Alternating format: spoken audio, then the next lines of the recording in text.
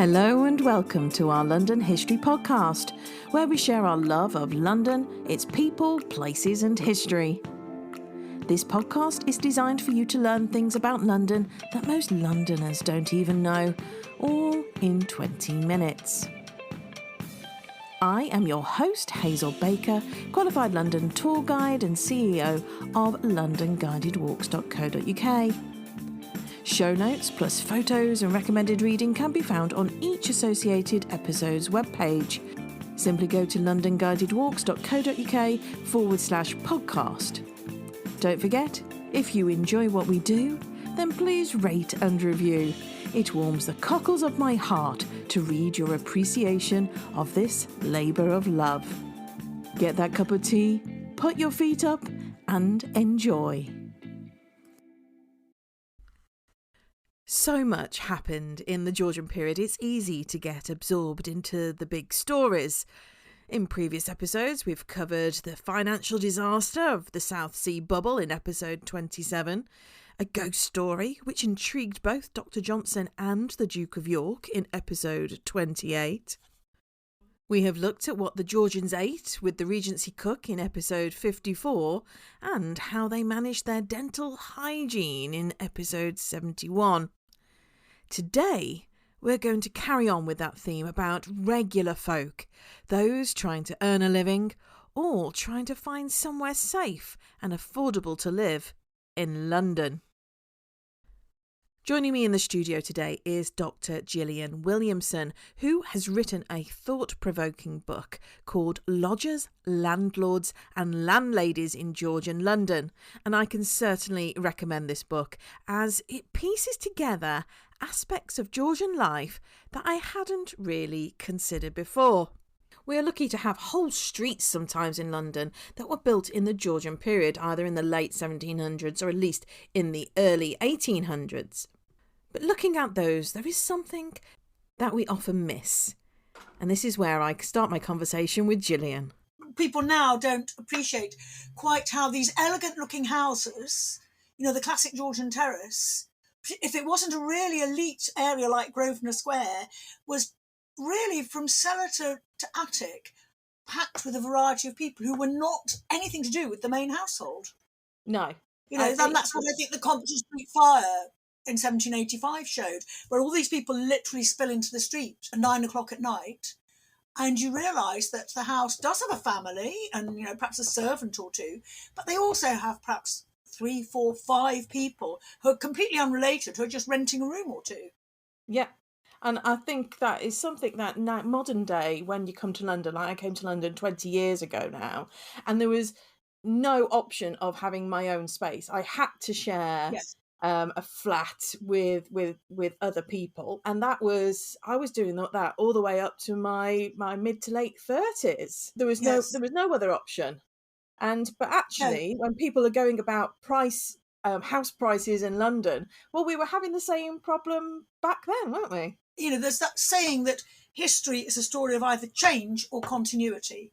And I think historians often actually prefer change in some ways, or they're looking for change. But I see lodging as showing there are some deep continuities about the way people are compelled to live in London. And also some continuities of what it's like when people are forced into some sort of shared space with people they wouldn't necessarily otherwise have warmed to or come across. There are continuities about people stealing other people's food from the kitchen. It's very much like student life today. Who took my milk? Or my daughter once went to her student fridge to find someone had not only eaten her cheese, but they'd actually not even used a knife. They'd just bitten the corner off. And it's seeing that sort of thing is the same. I have this an American gentleman, Samuel Kerwin, who was a refugee from America because he was a loyalist. He was loyal to the crown, so he couldn't stay in Salem, Massachusetts. He came to London and he got into a terrible fight about whether someone had stolen his lettuce from a kitchen in a house where he was lodging. I just think, that is such a piece of continuity. And yet some things about the way they were living were, you have to admit, very different. Yeah, I liked how you highlighted the hierarchy of which room you had actually lodged in. The lady from the back room, as it were.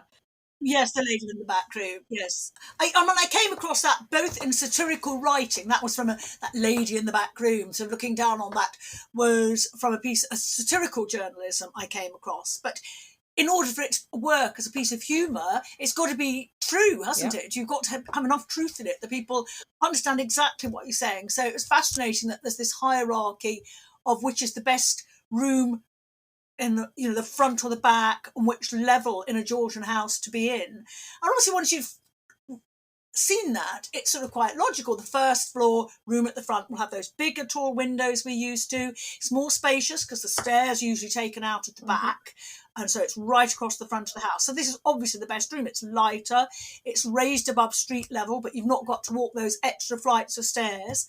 Yes, so you could charge, and that was a room that people often in their own household, this sort of shopkeepers and so on, who are landlords and landladies or the widow, they would often choose to rent this best room out because it was the easiest, I think, it was the most valuable room, and it was the easiest to make look attractive when someone came knocking at the door and showed it to them. But then you also get these houses where there's a whole range of people of all social classes stacked in the house, if you like, right up to the garret level.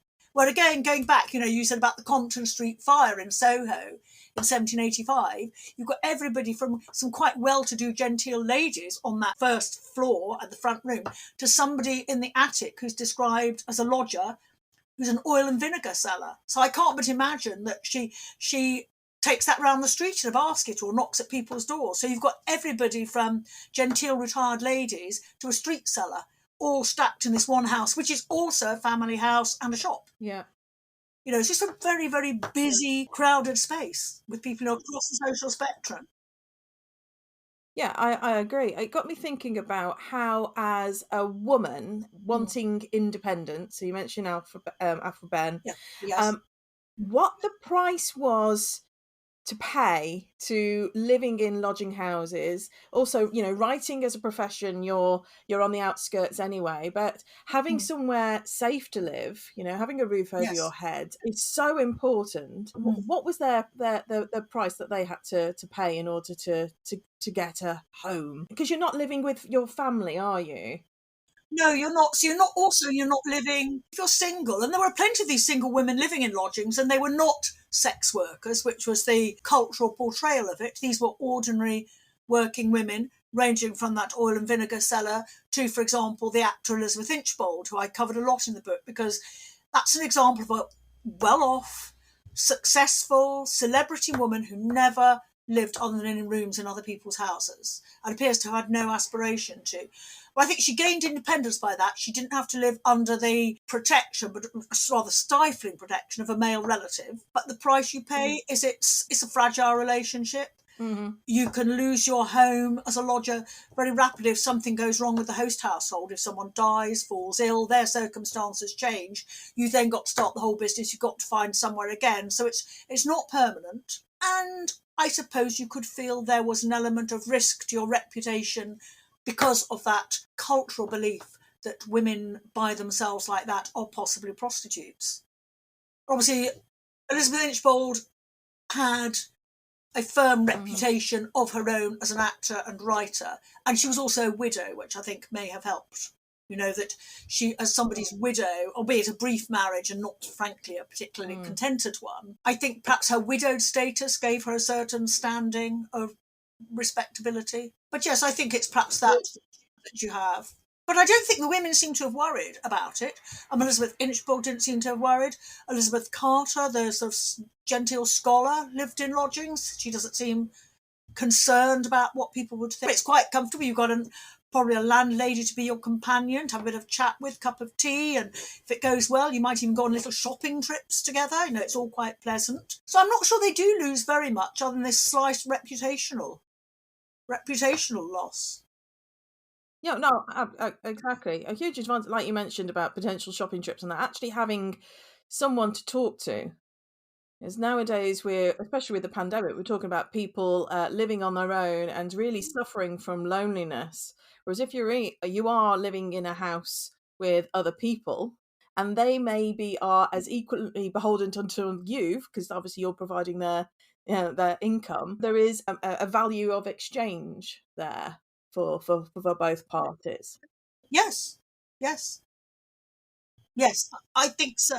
And I think in terms of the social exchange, obviously fundamentally it's about money. You know, someone wants to pay a fair price or a cheap price for a room, and the person letting the room wants that bit of extra cash income. So money is always at the core of it, whatever people pretend. But over and over again in newspaper advertisements, either someone looking for lodgings or someone offering a room to rent, this thing about some company or sociability is mentioned as a sort of, as you like, an added benefit of the arrangement. And clearly, household singleton householder, it's a lonely city. It's the lodger. It's a lonely city. It's a city of strangers, constant in migration, a very high death rate, particularly of children, and its population is really only growing because there's constant throughput of people arriving from the provinces or from overseas. And I think, you can imagine them arriving at the docks. Like another gentleman I cover is Joseph Emin, an Armenian who arrived in London in about 1751 from Calcutta, of a merchant family. He was a young man. He speaks good English. He's been to an English school in Calcutta. But he arrives at the docks. He knows nobody really in London. He's beholden really to any fellow Armenian he can sort of buddy up with.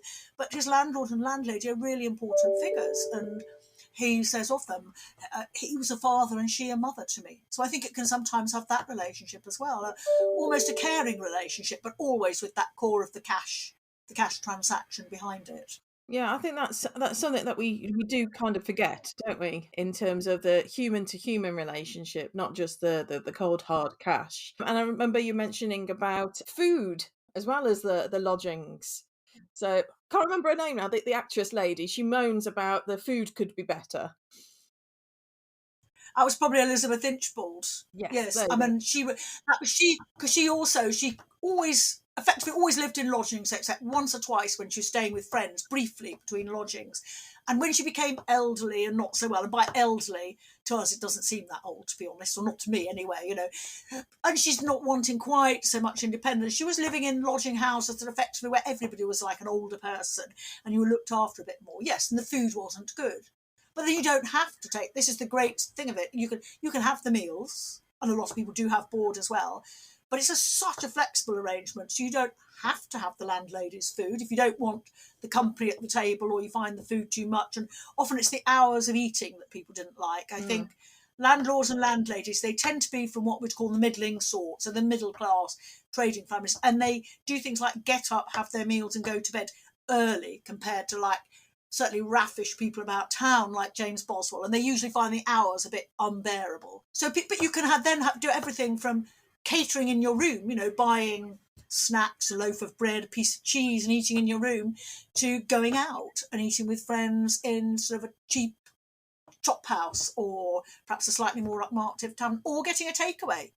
I think until doing this, I hadn't realised how much quite a lot of Londoners had a takeaway meal. I mean, Oliver Goldsmith talks about when he's living in cheap lodgings and working as an apothecary in the city, that his dinner was something between two pewter plates, from a cook shop, which he took back.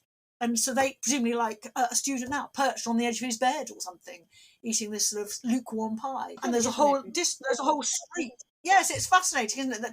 So that's sort of continuity in some ways with the sort of life of particularly with younger lodger, with the life of a studenty life now, that you're in this one rather confined room and you've got everything in it, and your leftover dinner and so on, you're working in it, you're sleeping in it. And I think the big point of change obviously is you've also got your chamber pot in it in the 18th century. And this, when I've done talks, people nearly always ask, what do they do about going to the toilet? And it's no worse, of course, than being anybody else who had a chamber pot. The householders probably had a chamber pot in their room as well, but that's basically what it is. So you have all that going on in your room, and it's all a very cramped space. And I'm just amazed that some people like Goldsmith or Samuel Johnson or Elizabeth Inchbald, but William Blake, produced great and surviving works of art while living in a room about 14 foot square, doing everything in it. I think it really made me think about the space these people had at their disposal. And then it makes you think about why the rise of things like the coffee house was so popular, probably because so many people were living in such a little room that it's quite nice to get out. Yep, I lived in Covent Garden for over 5 years. I had my one room, as you said, everything was in it. And I Yes. just had to get out. I lived life by not being at home. Yeah.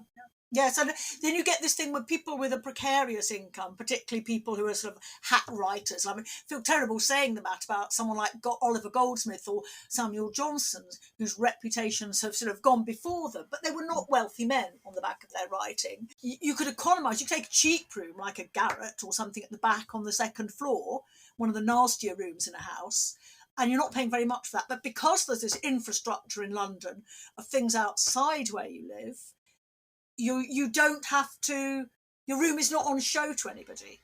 So Samuel Johnson passed on this advice. You can live cheaply in a garret for 18 pence a week and just tell someone you can find me at the such and such inn or coffee house. So you don't have to reveal the squalor of your accommodation, because there is in London this big infrastructure of places to meet people outdoors, like, go for a walk in a park or sit in a warm coffee house. Yeah. I think that's So really I think important.